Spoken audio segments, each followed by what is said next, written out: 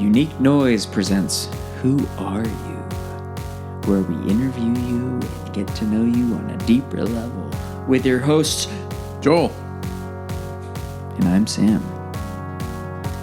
Honestly, we're going to be talking about growth, but we're going to be talking a lot about ex-work experiences, previous work experiences.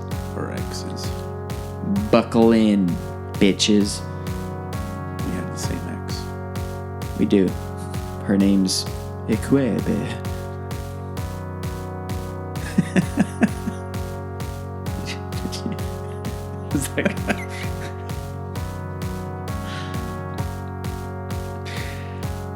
But first, before we talk about Equebe, we're going to be talking about this quote here by my good friend Andy Rooney. We went to high school together, actually.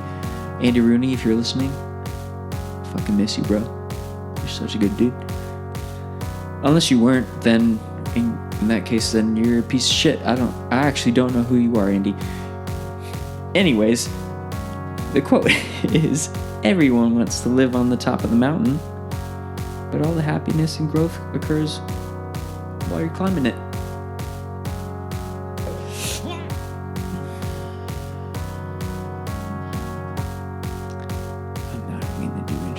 Because we don't need to, because we're gonna do an introduction later. Yeah. Pew, pew, pew, pew, pew.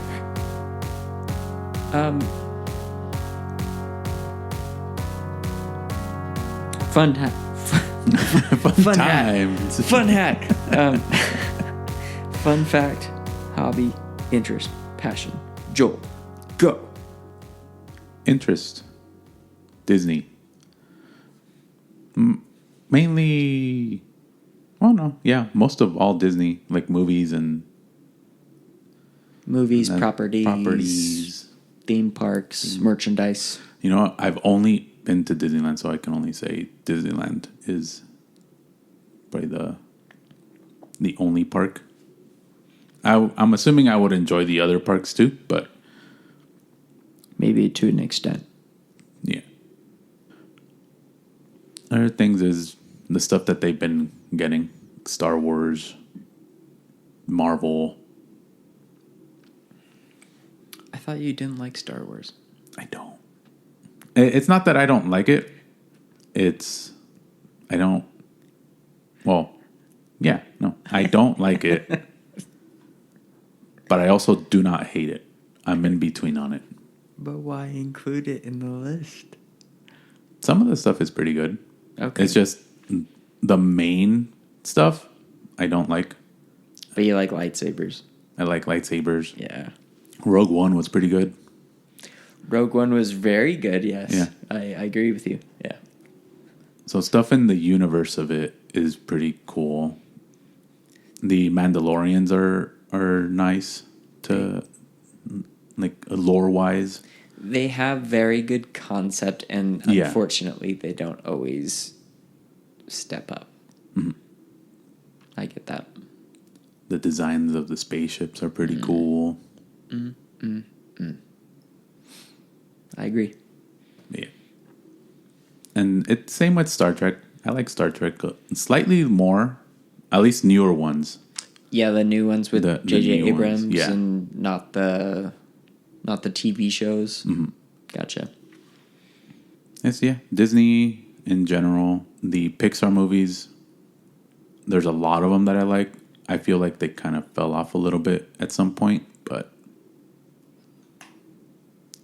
And now they're just starting to just do sequels, it seems like. Not trying to do anything new. I mean... The only thing I really critique Disney on is they're starting to pull a lot of live action stuff where it's like, you don't need to go back and do live action for every single thing. And just make something new. Yeah. I imagine we have a lot less people jumping into those kind of industries. Yeah. But yeah, that is my fun fact, is I enjoy a lot of Disney stuff. I appreciate that about you. Okay. Here's a softball. I really like tea. Literal tea, not like drama tea, because I think people call it that now. Oh. Yeah. Yeah. So I like tea. Tea's great. I had tea this morning for breakfast. Do you have anything with your tea? I don't. I actually drink tea straight. So I don't use any sweeteners. I don't do anything else. I meant like snacking wise. I mean, this morning I had eggs and sausage with tea. Yeah. Okay. But that's not normal for me. I don't normally eat breakfast. But I was at the hospital today, and there were an hour and a half to 2 hours in between appointments today. Mm-hmm. There's a hotel nearby, so we went there, and we had some breakfast. I got eggs and some sausage, turkey sausage, because pork sausage, I would assume, would make me feel worse. Well, it's turkey sausage is lighter. It just feels healthier. Mm-hmm. And then I had a green tea with breakfast. Outside of that, I did just get an electric kettle for my bedroom because I don't want to walk 30 feet up the stairs and into the kitchen to get hot water in the kitchen. Right. That's how much I love tea. Or that's how much... That's a good example of how lazy I can be. I don't know, whatever you want to call it. But now I have an electric kettle, so I can make tea in the room. I can also do cup of noodles in the room. Yeah. Which, I don't know. Maybe that'll be one of our dinners here. For sure. Because it's there. Tea-wise, what is your favorite tea? My favorite tea right now it's called Nutty Almond Cream, which sounds way worse out loud than I thought it would. In the tea, it's apple, almonds, cinnamon, beetroot, and it says natural flavors. That's the cream part. Sure. There's no milk in it, though, which is also very weird. To say that there's something is cream flavored without any milk, lactose or dairy. Right. But I think the cream part, it comes from the almond in it. They do milk almonds. So that's one of my favorites. The other one that I really like is it's called Orange Tango. It's got like orange and apples in it, which is really nice. I drink it in the morning when I'm at work. Mm-hmm. So, yeah, orange, apples, hibiscus, blackberry leaves. It's nice. I think some people find it very difficult to drink tea straight like that, though. I don't. More or less because I was also forced sometimes when I was younger. When I got sick, I would have like manzanita. Apple. Yeah. Apple? Right? Manzana is apple, yeah. So tiny apple. I would assume so. Because I would get that tea, and then the other thing it was also used for was I would play a lot really close to the TV, like games. Okay. From like Nintendo. Yeah, it was usually just Nintendo. I played a lot of Nintendo growing up, really close to the point where my eyes would feel dried up. They said it would hurt my vision. I'm still not wearing glasses, so. No, I'm only laughing at the. I can relate so hard to that dried eyes feeling where you're like, oh man, I've been looking at a screen for like fucking 6 hours. You're like, is this okay? And the way they would alleviate it would be to put that tea bag of manzanita on my eye. Did it help? Yes. Okay. Yeah. It helped for sure. And the other one I now drink, not constantly, but every now and then I'll drink chamomile, which I used to pronounce wrong. Isn't it chamomile? It's probably chamomile, and I'm still probably pronouncing it wrong. But I used to do the CH as chamomile. Okay.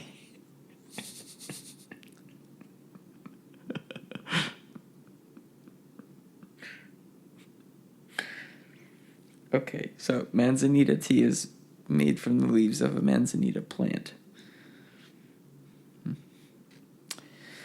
I don't know what a manzanita plant is, though.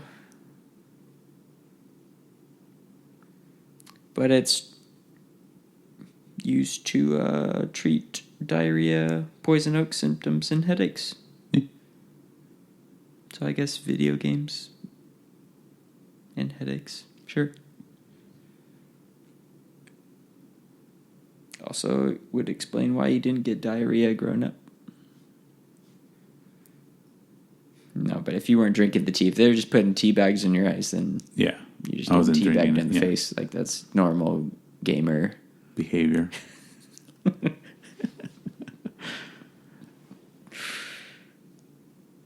But yeah, when I was younger, that's what I drank. And the only way they got me to drink it was after I drank it, my dad would give me a pinch of sugar.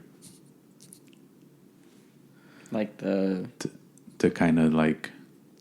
like Salt Bae. Except he didn't do Salt Bae. Oh, is that what that's called? Yeah. Oh. I know the action, I don't know the name. Yeah. Okay. So he sugar baited you. Pretty much. Yeah. Joel's dad is actually Sugar Ray, for anybody who's curious. He sings that one song, you know. Which one?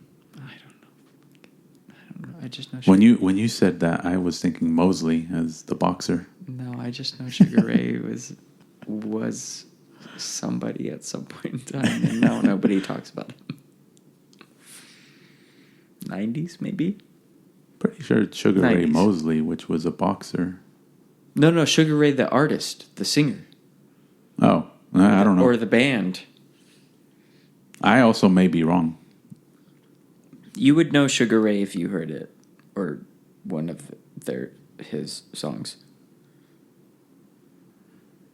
It's a band. It's not a person. Sugar Ray Rock Band. Sugar Ray Robinson, American professional boxer. Okay, so we're both talking about completely different people. Yeah. Yeah, gotcha. It doesn't matter. Your dad's Sugar Ray. It's the Sugar Yeah, and this is the other box. So there are two boxers named Sugar Ray. One was Robinson, and the one I was talking about, Mosley, is also a professional boxer. Interesting.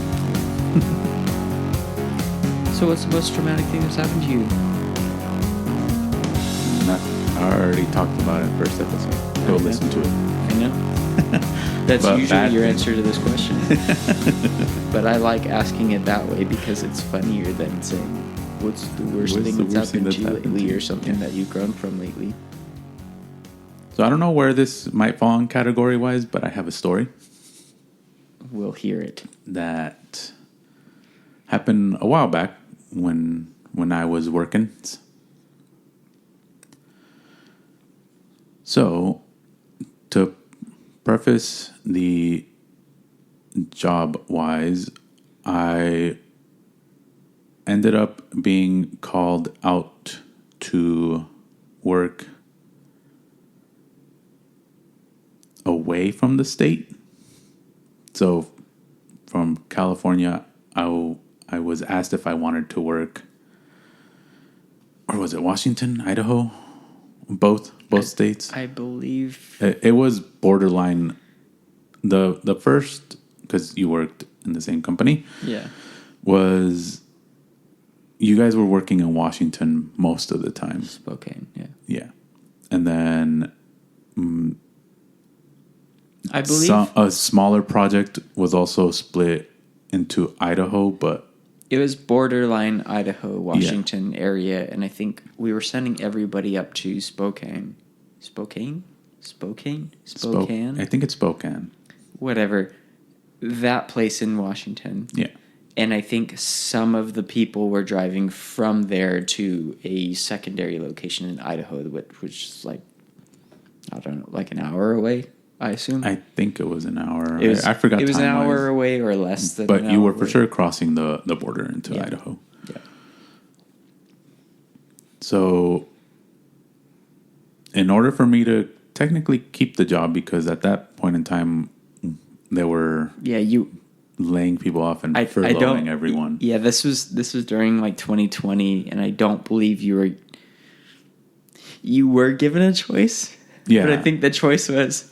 The choice was continue working with us. We're going to let you go, or you can go travel to Washington, because those are your only two options. Yeah. So I was like, okay, I'll go.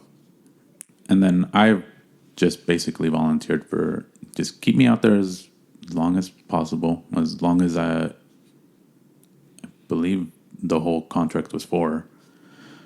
And I even said I would drive myself out there. You don't need to worry about a plane ticket. And I pretty much just gave them like, hey, here are the benefits for just letting me go out there. Right. And they were like, okay. And I believe the assumption that I had made, I don't know if it was told to me, but the assumption that I made was, okay, I'm going out there as a supervisor. I would do the work, but I would be supervising more or less. That was 100% told to you, and I told it to you. Yeah, okay. Because that was your job. Yeah.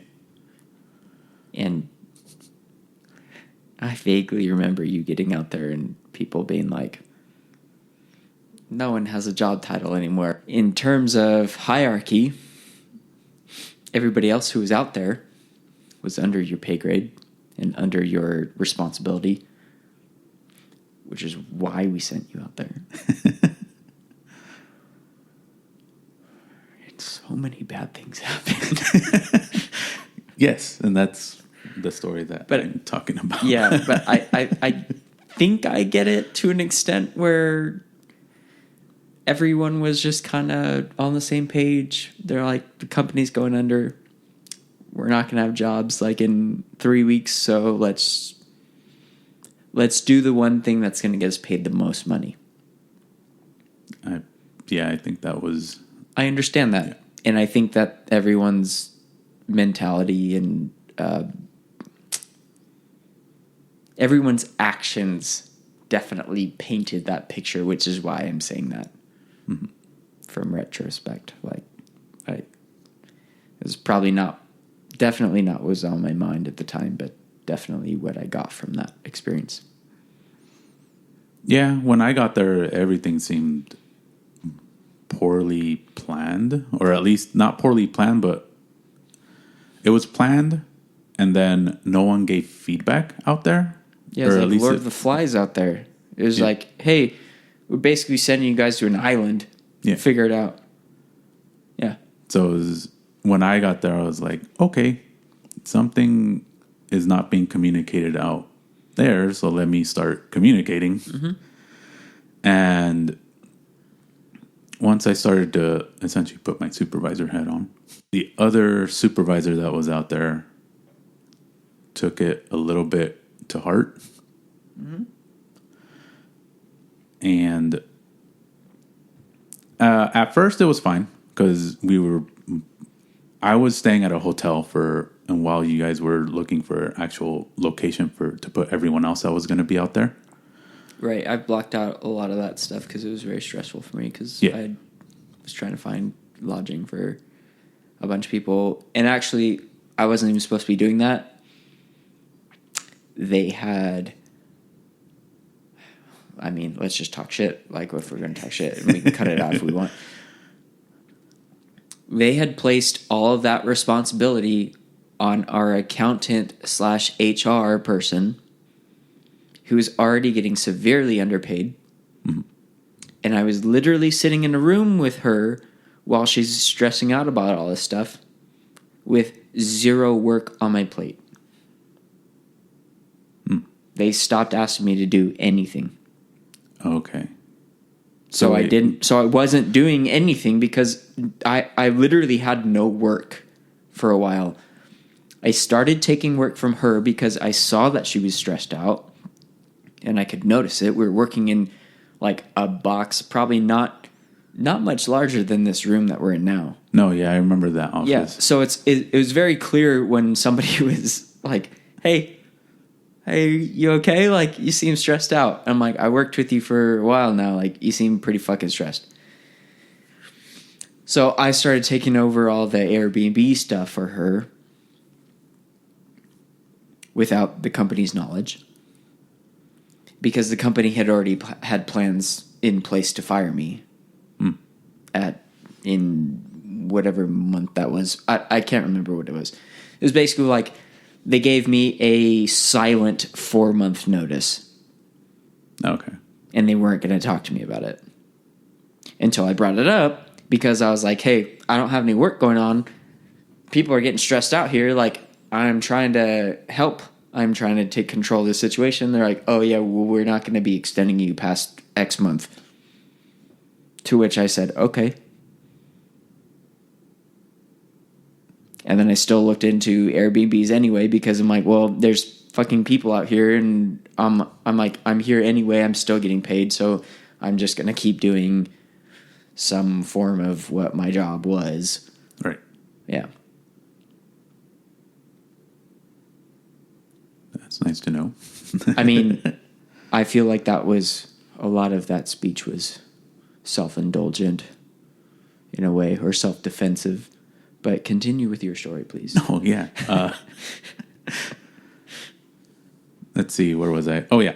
So while you guys were looking at places to put people in, I was at a hotel, which honestly, I feel like if we had just stayed in hotels, everything would have been fine. It's more expensive. I know, but everything would have been fine. Well, okay, it's more expensive, and you got to start pairing people up. Yeah. So you get one room, one bathroom, 2 people staying in the same place. That has never really worked out well. And then it was like, oh, well, we can throw you guys in an Airbnb, and there's a full-size fridge, full-size kitchen.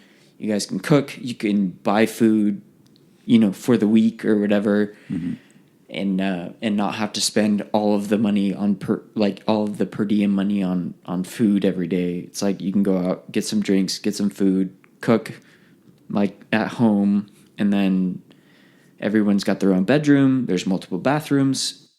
Just the area too was just horrible to find Airbnb at all, right? Yeah, it was also very racist over there, is what we learned. Yeah, mainly Idaho side. Yeah, Idaho was more, and honestly,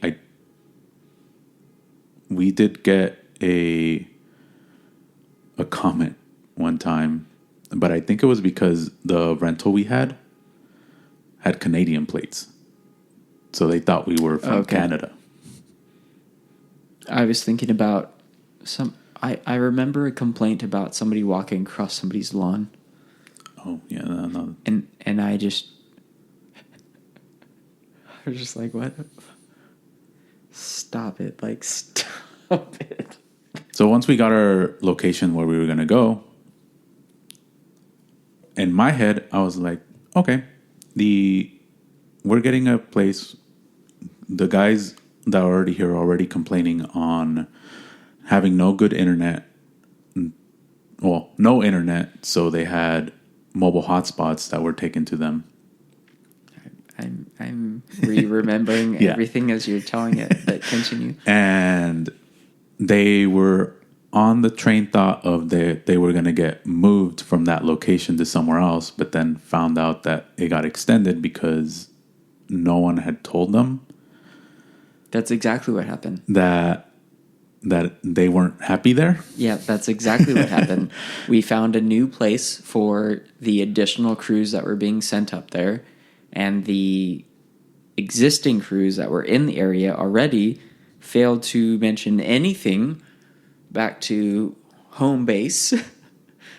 So we're like, cool, everyone's cool there? Cool. We're extending you guys for another 2 weeks. and we're getting another place for the additional people we're sending out there. Felt very clean and clean cut. Yeah. So when I had heard that we got the new place, in my head, I'm like, okay, if you guys don't like the spot, we just got our new spot. We can move people over, like swap.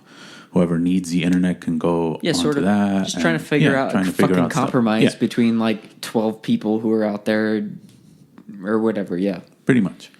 So I run it by the other supervisor. We're okay. We're fine. Everything's going okay. And then when I hang up on him and call our HR, who was booking everything, or apparently was booking everything, it was probably you. It was a joint custody thing. Yeah. Once I finished talking to her, or once I brought it up to her, she said no on the whole thing. And I forgot if she said the reason why, but I believe it was more or less the home or the Airbnb host wanted specific names or needed to know something. Yes. So they didn't want anything to change from that. Correct. Which, to your credit, you wouldn't know. None of the crews up there would know the same thing either, because why would they? That seems like an unnecessary detail to tell anybody. Yeah.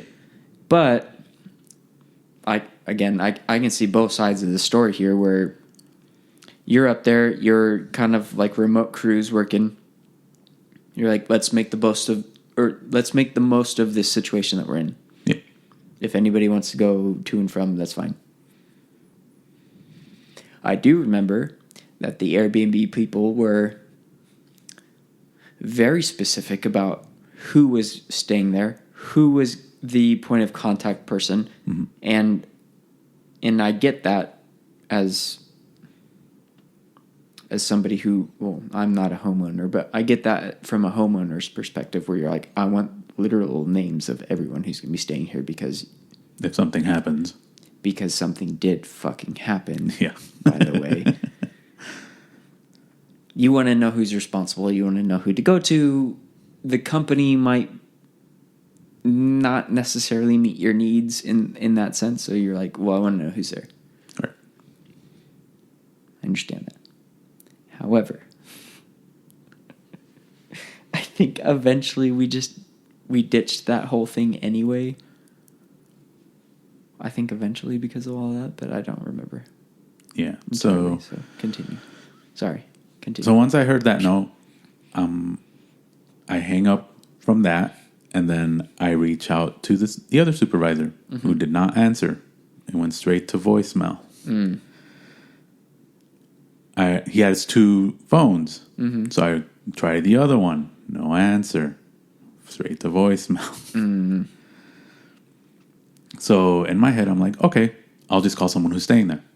I talked to the employee and mentioned to him, like, hey, we decided on this one thing, but it's not happening. Can you let the supervisor know? Yeah.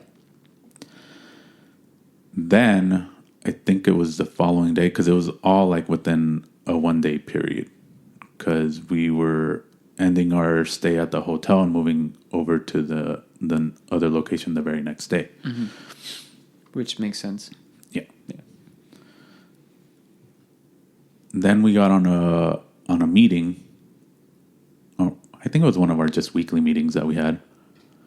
And he started talking about the older plan. I'm like, so you never got told. And then that's when HR, I don't even remember if she interrupted, but she basically said that's not happening. Yeah, she probably laid it down pretty clear. Yeah. Yeah.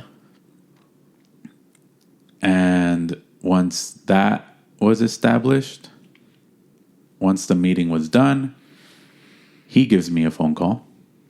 And he's like, what the fuck? What did you do? What did you say? You rat. Yeah, so basically, I think the gist of the call was he asked me why I didn't reach. I forget if he asked me why I didn't reach out, but I know I told him, like, I tried reaching out to you twice, I got a hold of this one person and I told him to tell you. So at that point, I assumed you already knew. Yeah, because And why then- wouldn't somebody tell or Yeah. deliver a message for you? Yeah. And then I also told him, like, other employees were talking to me about stuff that was wrong with that place. So I don't know why it got extended. It shouldn't have. And I believe at that point, he also started saying stuff back where in his way of addressing things was to kind of keep it a tight circle on it to where it wouldn't leak out to management on what's going on. Right, Where it's like, we'll solve our own issues here. Which implies a little bit of shady behavior, which I found out about. Okay. Yeah.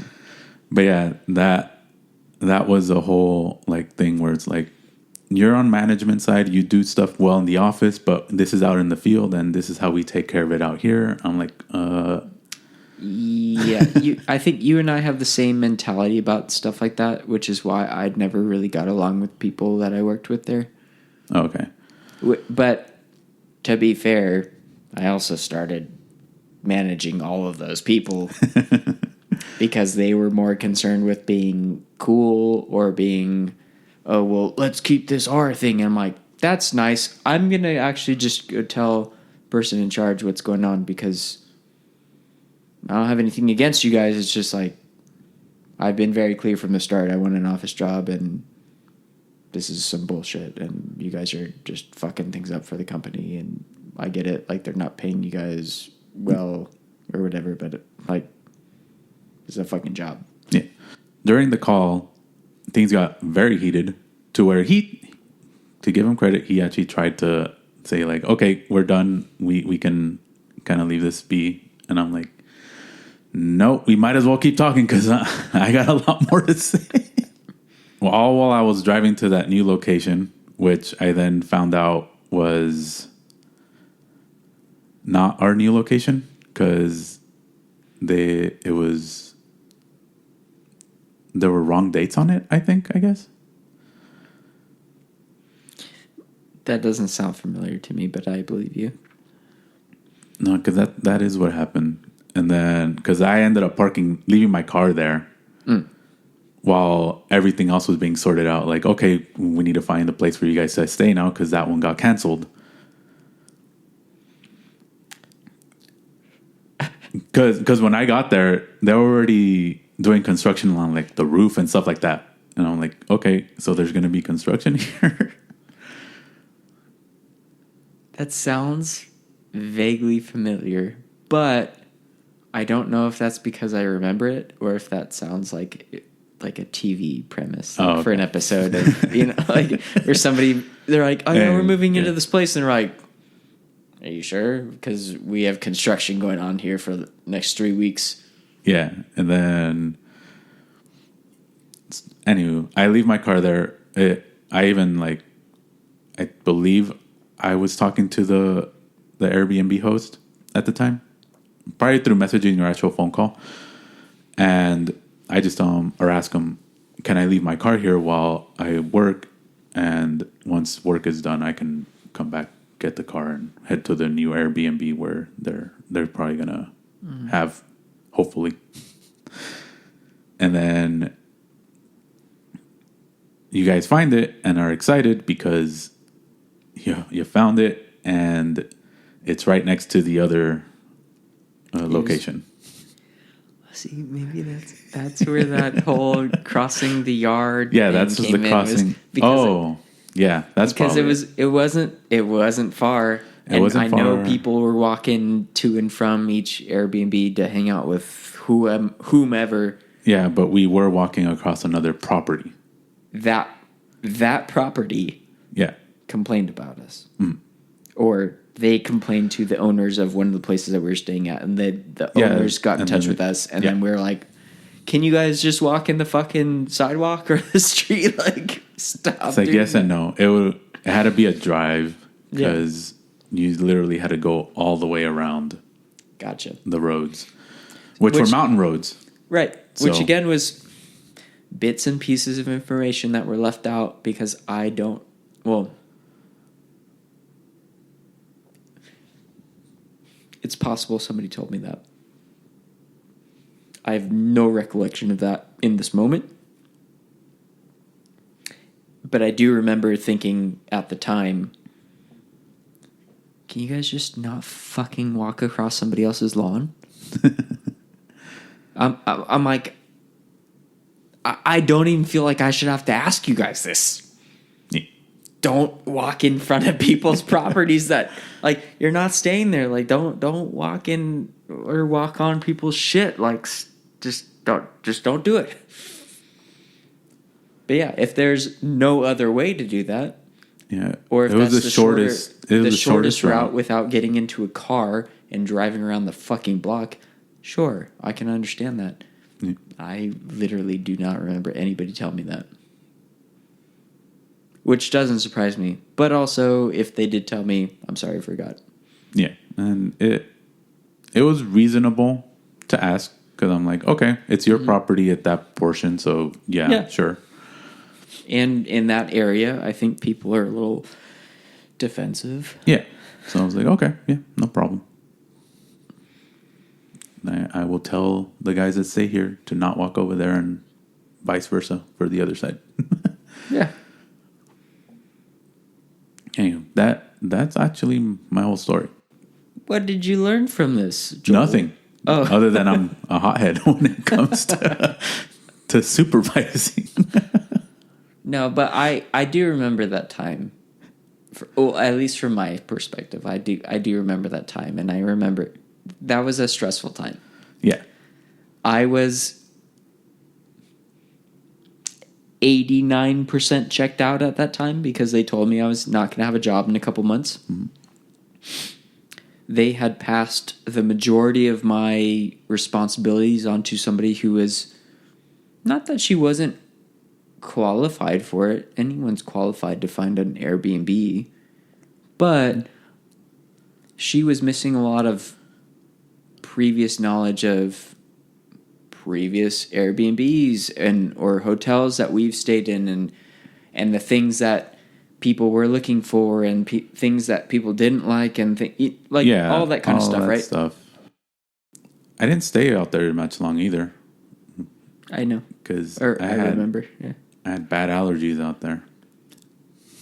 Oh, I chalked it up to that whole event. Oh, no. Or series of events, and you were like, I'm fucking done out here. I don't want to be up here. No, I would have kept working out there. It's Gotcha. just the allergies were... I could not... Even like I was indoors. Once I was indoors, I still had allergies. I'm like, I could not get rest from these allergies. I took medicine. I took like the nasal spray. I kept Kleenex. When I was out there working, I even felt bad for the guy I was partnered with because I was like, I know I'm holding you back, and I know you like to go fast, and I'm probably like the only one that can keep up with you, even though like sometimes you're like 2 blocks or 2 houses ahead of me, and I'm still writing down my notes, but I memorize the notes and I'm writing it down carefully and all this stuff. But I know I'm holding you back here, so I have to like let you go. Like I have to go because I think it was 2 days of that. The first day was kind of like mild, and I'm like, okay, I can probably handle this. Mm-hmm. And he saw that I was struggling too. And then the second day, I could not stop sneezing, and I literally had 2 tissues up my nose, trying to like block everything out, making sure nothing was like spraying out and shit. But I'm like, nope. And we had to wear masks, so I was like, the other part was the mask and stuff. So I'm like, nope, I can't. I have to go back. I'm like, it's not happening. And as soon as I drove over to Washington side, that was fine. Interesting. Yeah. Well, a little bit more fine. Right. I still felt it, especially when like the winds kicked up. But in Washington, it wasn't as bad as in Idaho. I wonder if that's like an Idaho plant thing that maybe Probably. It was probably like a spore flying around. But it was bad. But yeah, it was actual. That sounds bad. It was actual like allergies that kept me away from there, not the situation. I could have handled the situation. That's Gotcha. You guys told me I'm a supervisor. I'm like, I'm buckled down. I don't fucking care if you hate me.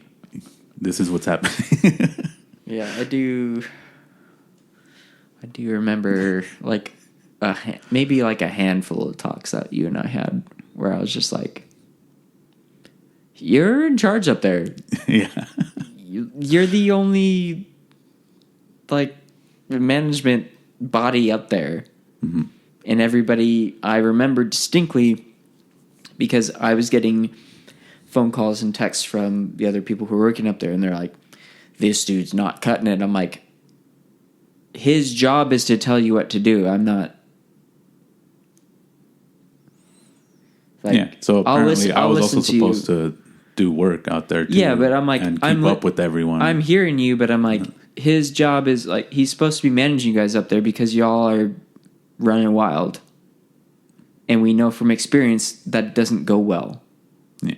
Because every single time we've sent people out like that, it doesn't fucking go well. Yeah, I know that because I've been one of those people before out and about. I'm pretty sure whoever ended up calling and mentioning that I wasn't cutting it up there was around the time when you guys sent 2 new people up there for training to happen so they can get the job. Yeah.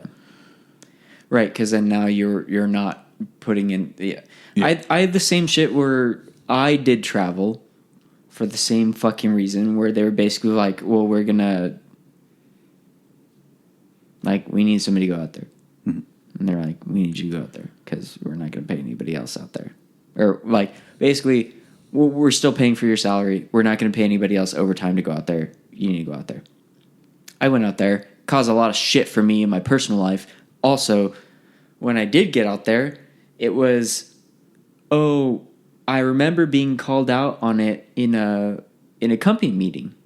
People were like, oh, Sam only did X amount of things. I'm like, yeah, I'm trying to fucking hire people out here. That's the main reason I'm out here. The main reason I'm out here is to hire people so I can fucking leave. Yeah. I'm like, you're welcome for doing any work. And I'm like, and who the fuck is, who's this now telling me that I'm not doing my job? Where I'm like, you have no idea what the fuck I'm doing out here. That whole time at the company was so, so backwards. Where it was just like, all of the hierarchy had just like collapsed. Yeah. And we're and not that management should be treated on like this, oh well you're on this pedestal above us, like we need to listen to you, but it's like, no, but I am being paid to be in charge here. I am being paid to do things that you're not going to do. I need you to do your fucking job so I can do my job, and I need you to shut the fuck up because I don't need to hear like, oh, well, you're not doing as much as me. I'm like, yeah, on purpose. I'm doing something else. Yeah. It's annoying. Because, yeah, I remember having those conversations and then just kind of like biting my tongue because or maybe I didn't bite my tongue. Maybe I did tell him exactly what was going on. I don't remember. But that sounds kind of like me, where I'd be like, yeah, I did like 3, whatever we're calling them, like manholes or whatever. We were checking for those fiber lines and stuff. Yeah. And then I was just like, yeah, and I also hired 6 people today. Okay, so. Now your turn? My turn. I'm gonna keep it in the family, and we're gonna talk about this company a little bit, or adjacent to this company. Also on the subject of travel, right? Mm-hmm. My good friend Jonathan, I won't say his last name for out of respect of his last name. He and I did not like each other. It was very clear. It was very clear. I think the very first time I heard him talk, it was hey, how come you only did this many polls? Was asking him that. Oh, I asked him that. Yeah. Oh, okay. And he had, I don't know, some excuse for it, right? Mm-hmm. And I remember thinking immediately, like, that's not how I want to be here.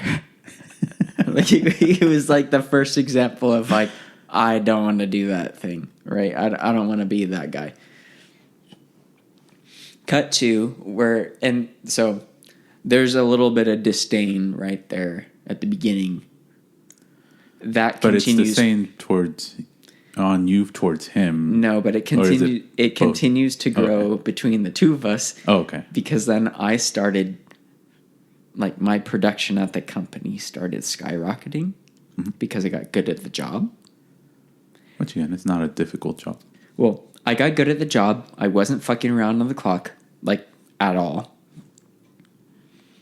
I worked 8 hours. I, in quotes, took a 30-minute lunch because that was required of me by law. Yes. But I was working through that lunch anyway. So I was just working hard. I wanted to prove myself. I wanted to be good at the job. I wanted a promotion. I didn't want to work in the field anymore. It was a field job. I wanted to be in the office. I made that very clear on, like, my very first day of work, where I'm like, I'll take this job because you're offering it to me, but this is what I want, and how do I get there? I was very clear about that from the get-go. And we were traveling to Kernville, which is not a great place to go to. No. If you have a choice. But we were there for work, so we were staying there for work. And this is the origin story of bad Airbnbs and bad hotels and stuff. The Kernville crew that we had out there, a couple of us were staying at one place that had decent amenities. There was a pool table on property. That was kind of cool. Mm-hmm. It felt very 60s, 70s in the actual motel, let's call it, because I think that's what it was, essentially. I think most of them were motels out there. Yeah, so it wasn't great. Only, I think there was 3 people staying there. Only 2 of us had fridges in the room. Like, it was like that. Mm-hmm. Meanwhile, Jonathan, whatever you want to call him, and maybe 6 other people, or 8 other people, 9 other people. I can't remember. We're all in pairs, right? So whatever the even number of that is. They were staying at a different place where people were sleeping on beds with bloodstains on the mattress, and people were putting towels on the beds because it was literally that gross. Hmm. There weren't fridges. There was a river running in the back of the property, which I think was a selling point. But it was very gross, and it was very bad. It was very dingy. I think it smelled as well. So there was a lot of disdain for that. Mm-hmm. Again, just the origin story of why we know to look for certain things, because we've been in bad situations before. I remember him talking to me, though. It was like, I think after the first night, everyone wears jeans, right? That's normal. Yeah. I was wearing hiking pants because it was like 100 degrees when we were up there. It was disgusting when we got up there. I remember the first day, I think it was over 100. We had to hike up a hill to get like one measurement from one pole or whatever. Yeah. It was some bullshit. I was very happy about those hiking pants because I didn't sweat my balls off in them. They were breathable. I had extra pockets. Like, it made perfect sense for this job that we're doing. Mm-hmm. This dude calls me out on it. And he's like, what the fuck's up with your pants? I'm like, fuck you, man. And I think I said something to the extent of, well, I'm not trying to sweat my balls off out here. So, just disdain. Just no. There's no good relationship here, right? And we finished out the week there. We were civil. I complained about him behind closed doors because I wasn't a supervisor at the time or any management or anything. So I complained to my supervisor, who I happened to be rooming with. And I was like, you got to keep this fucking guy away from me. Like, I'm going to swing on this fool. Which I never did, thankfully. And, yeah, now I learned over time that we are very different, he and I. Yep. But there is a lot of similarities with, and I feel like I could say that about pretty much anybody that I get to know, where the more you get to know somebody, the less you see their first impression flaws, let's call them. Yeah. And that's always like from your own perspective. So something that I would perceive as flaws in someone else is not necessarily a flaw to them. But yeah, and now he's one of those guys that I feel like I can call and be like, hey, I need some help. And he'd be happy to answer the phone call. Mm-hmm. So that's the lesson learned is not everybody is always who they are on your first impression. Yeah, first impressions don't matter all the time. I honestly think they should all be thrown away. Because if you make a really good impression, I don't know, like it seems like it might be staged or something. Because you're like, no one's that smooth, no one's that cool.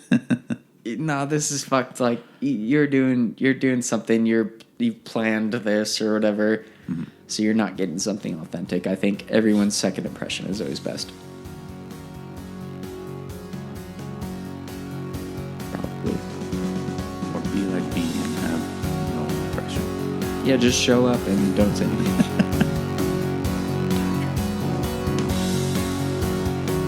Did you hear that? What? Oh, I'm sorry. Time travel exists, Joel. Where are you going to go? When are you going to go? And why?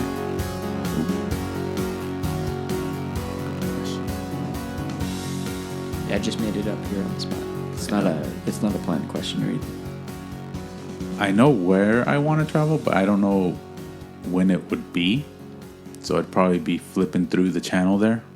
Okay. It would be North America. Okay. As it was being formed, because we all know everything was one big landmass. I mean, North America was formed before anybody got here. Yeah. That's what I'm saying. That's where I would be flipping the channel and see when exactly did people start showing up in North America. Okay. So you want to see like indigenous North Americans. Yeah. In their heyday, in their prime. In their immigration day. Yeah. Just spitballing, but I'm pretty sure they came over from Asia. Yeah. They came over the strait. Yeah. Where, was it Russia and Alaska meet? Yeah. Yeah, that thing that's not there anymore. Yeah. Yeah. But where did they come from? Well, I mean... But before that...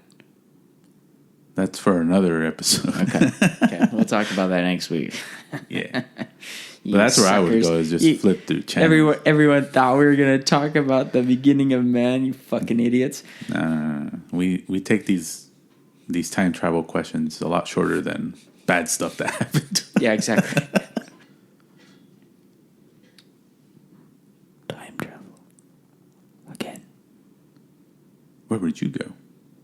If I could go anywhere, anytime, in my little bubble and just witness something. Also, I need a translator.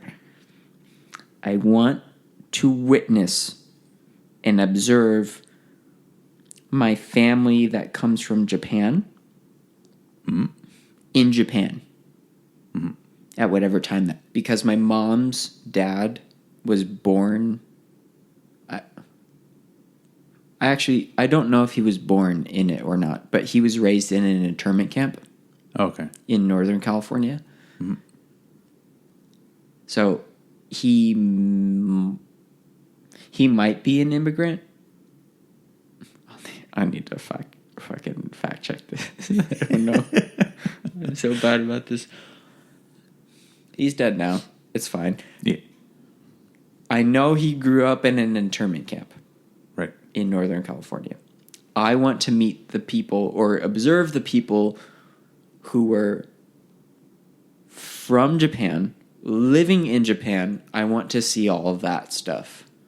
But I also need a translator. What did your great-grandparents do? Yeah, like, or great-great-great-grandparents. Like, what were they doing in the home country? I want to know about their lives. I want to know what they were saying and stuff, which is why I need a translator. That would be my time travel thing, because I just think that would be so fucking interesting. Like, it would be really nice to know extra history, I think, about my own family. Because I know tons of stuff about the white side of my family. Like, we're at Disney's. I don't know if I told you that. We're not. What happened? We're Disney's. Oh. Yeah. No, I did not. Yeah, no. So, we're distant Disney's. My great-grandmother was a born Disney. Right. Unfortunately, we don't have any of the money or any claim to the throne. Right. Yeah. Ah, shucks. That Game of Thrones. Also, fun fact. Bonus fun fact on an... Yeah, that's what I was like. Yeah, double fun fact episode. Hey, Joel, I got a question for you. Shoot. What you got in that bowl? Topicals. You want to get into specifics about which topic you got in that bowl right now? Actually getting easier to grab all of them. Yeah, because we've been taking out the ones we've been doing. We might need to get a bigger bowl in the future when we start bringing people on. See, grab one.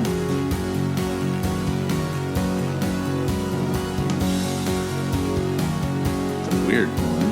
What do you mean it's a weird one? We'll try and specify it, I guess. What does weird mean? The topic is aging. I don't think that's weird. That's pretty fucking scary, actually. How so? How do you feel about aging or getting old? Let's do aging / getting old. For me, I think it's just time going on. I don't think nothing of it. I welcome it. Time goes on, I age. Stuff happens. Construction.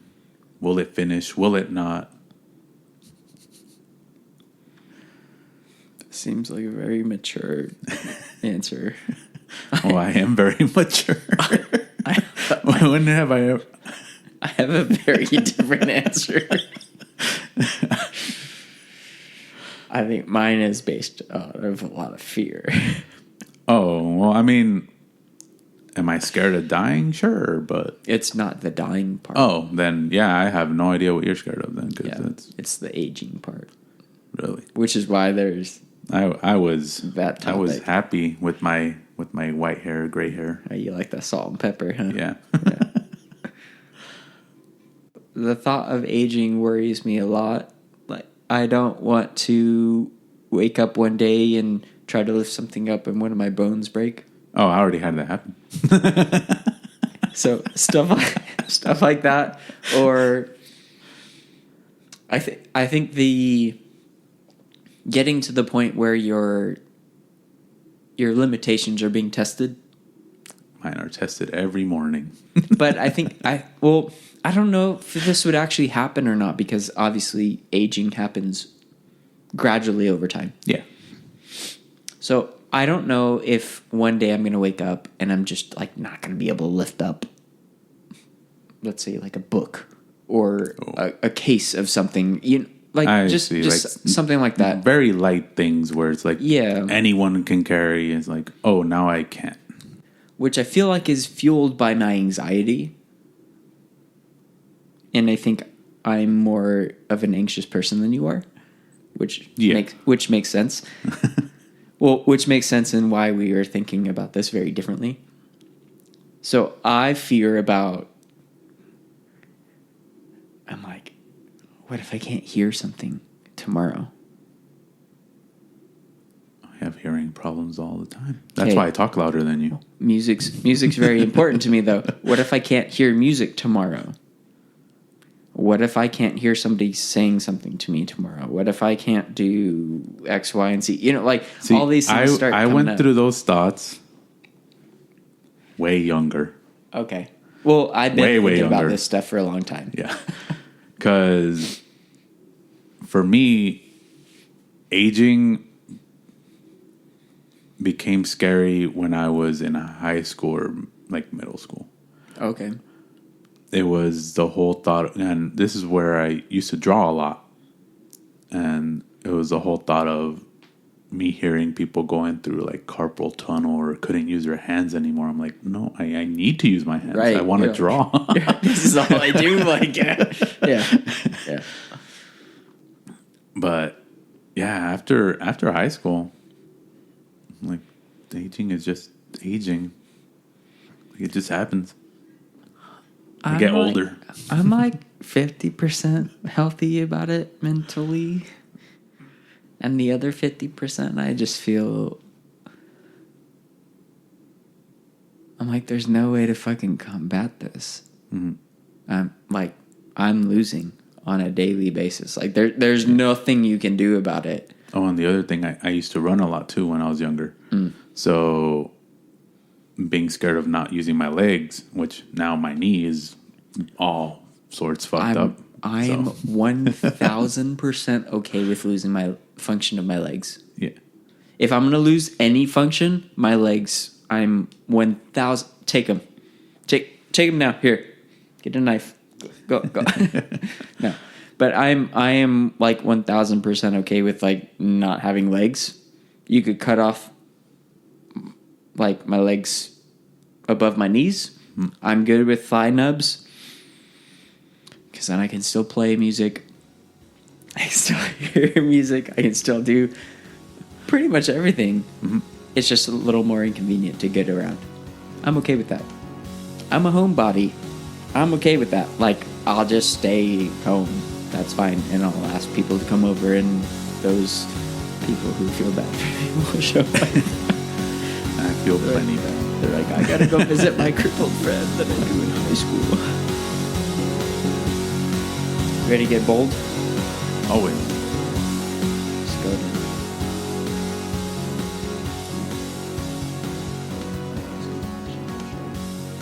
Yes.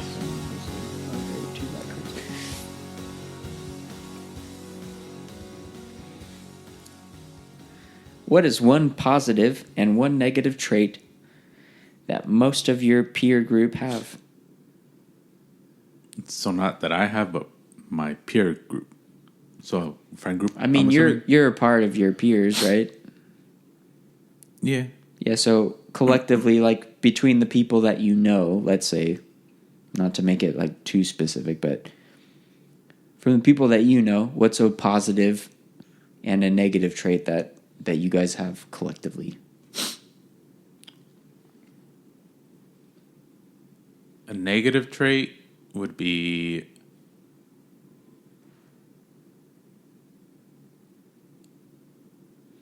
being indecisive.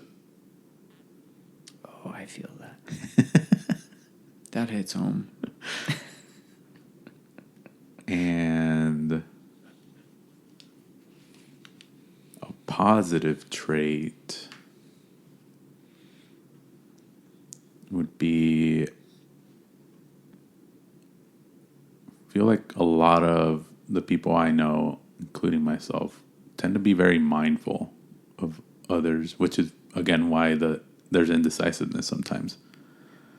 Because they don't want to say, let's go here, instead of saying, saying like, "Would you want to go here?" And then everyone's like, "Yeah, sure, we don't mind."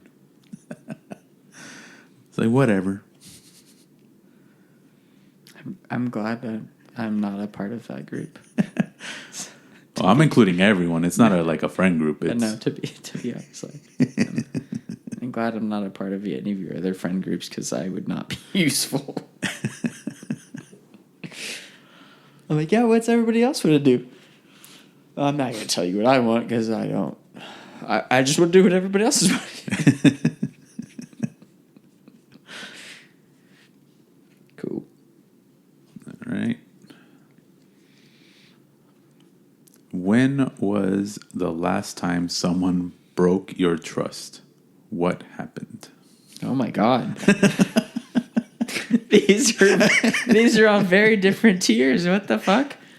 They're the same color too. The last time somebody broke my trust, and what was the second part? What happened? Oh, and what happened? Okay. Yeah.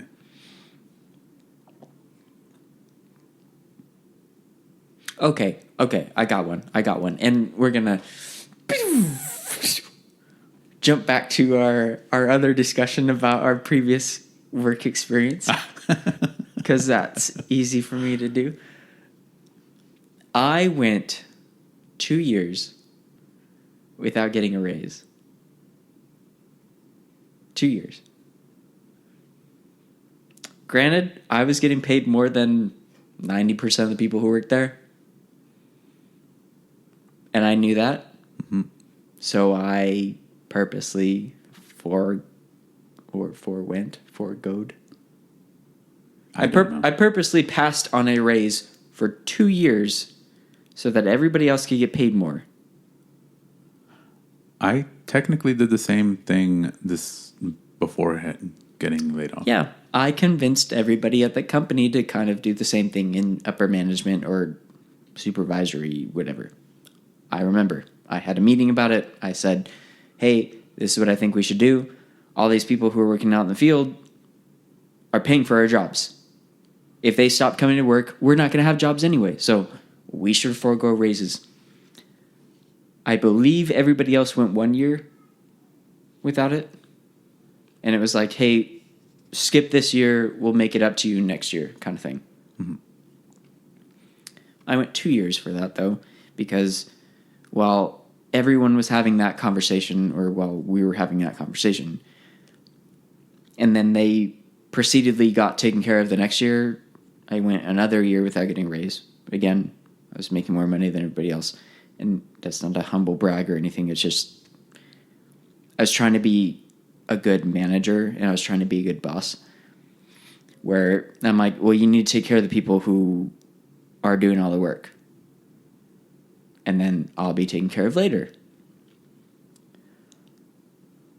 When it did come time for me to get a raise, I got the bare minimum, which I thought was bullshit, considering that I've been taking care of everybody at that company for years. Not just the 2 years that I forgot that were, not just the 2 years that I didn't get a raise, but before that too. I felt like I was kind of the glue of the company for a long time. So then I get this offer where it's like, oh, well, you've gone 2 years without a raise. Here's the bare minimum of your raise. Right. So it wasn't even like the cap raise. It was, here's your bare raise. minimum. And I said, okay. And I think the next day I had another job. And then I think maybe like a week later, I actually quit and then took 2 weeks off. Okay, so that was tail end. For my, okay. Yeah. I took 2 weeks off, or 2 weeks paid off because I had accumulated some vacation time. And my 2 week notice was a 2 week vacation in which I started a new job. Mm-hmm.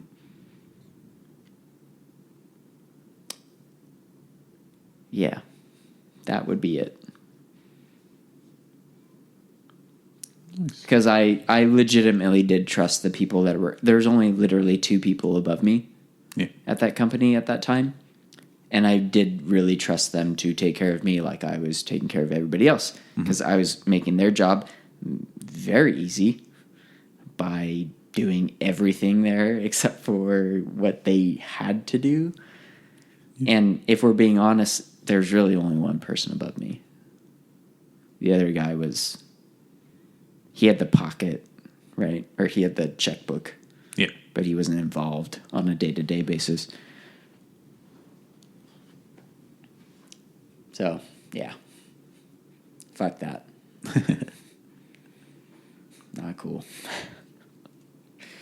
Next question. Do you have any of those traits? Yeah. Sorry. So, I do have the indecisiveness and the... Yeah, the question is a follow-up to your previous question, which is, what is one positive and negative trait that or that most of your peer group have? And do you share any of those traits?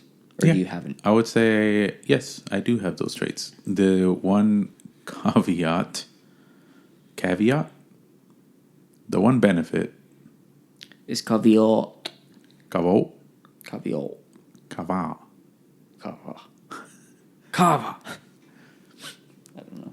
But yeah, the one benefit of knowing that I have those traits is also knowing sometimes I really don't care to the point where I'm like, all right, that's our decision. Yeah. That's what we're doing. I mean, that's just like submitting to the group kind of thing. Yeah. We kind of take turns doing that, especially one of my friend groups is like, I know we're going to be indecisive or we all know we're going to be indecisive. Someone eventually will think that far ahead and already come up with the decision of this is what we're doing. That makes sense. That's what I try to do. Like I start, for example, for this podcast, I look up food items for us or like restaurants for us to get delivered at like 12. Oh, okay. Because I like to have like a 5-hour buffer to figure out what we're going to get. I got to find a deal somewhere because I don't want to overspend. And then I got to figure out what you need or what you want and then try to plan it to make sure that it's delivered here by the time that you get here. Or as close as possible as I can. Right. It's annoying. I bet. But it wouldn't be annoying if I weren't so indecisive.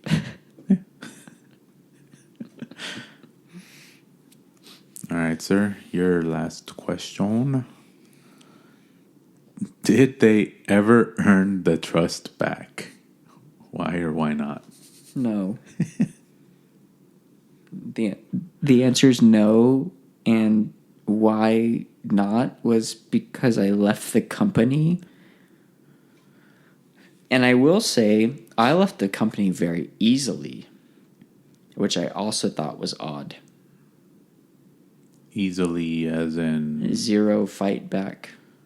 Oh, no, like counter offer or anything. Zero like that. counter offer. Where I said, okay, to a basic raise, right? I then never signed any paperwork for it, or I don't believe I signed any paperwork for it. Then told them, hey, I got a different job. And they were like, cool. And I said, I can stay on for like 6 months if you would like, part-time, to make sure that everything's running correctly and make sure that everybody's cool with like basically a 6-month part-time transitional period over the phone kind of thing. Or phone, email, Slack, whatever. He said, we'll be all right. So I said, okay. And I went and started another job. And then we were not all right.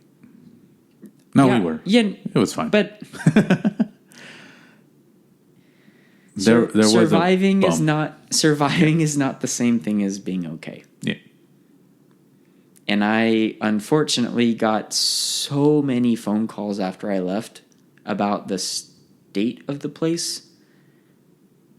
And I was just like, I don't know what to tell you. Like, I literally left everything in place to run like I wasn't there. Because I'm like, anybody could be put in that position and anybody could take over for me. I have templates for everything. I have notes for everything. I had all this shit. And they're like, well, we're just not going to utilize any of that stuff. We're just going to figure it out. Like it's day one again.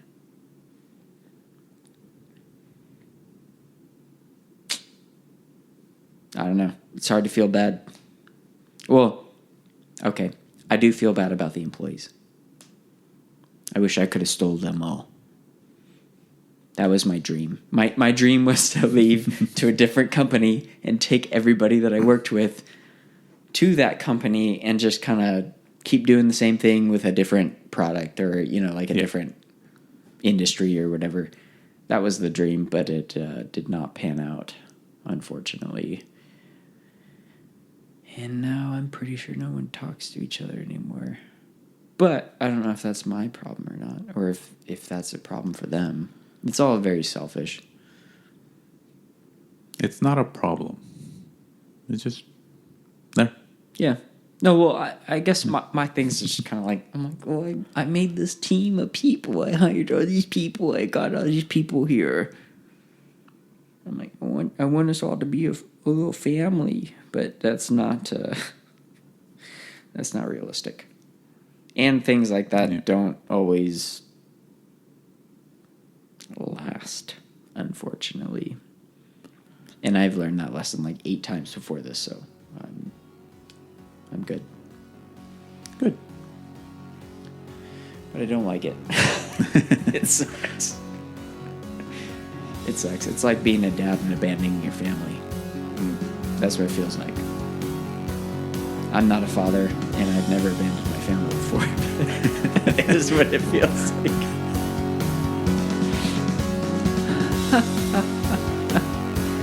Man. What a great episode, Joel. You said so much shit that I was laughing at, or that I enjoyed. Good. That makes one of us.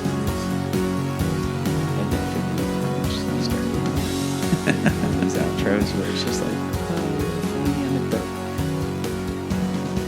So what did you think about this quote here? Or the quote that we mentioned at the beginning of the episode, I mean? What I think about the quote is actually the whole... People have set goals in mind, and once they reach the goals, they realize it was all about the friends made along the way.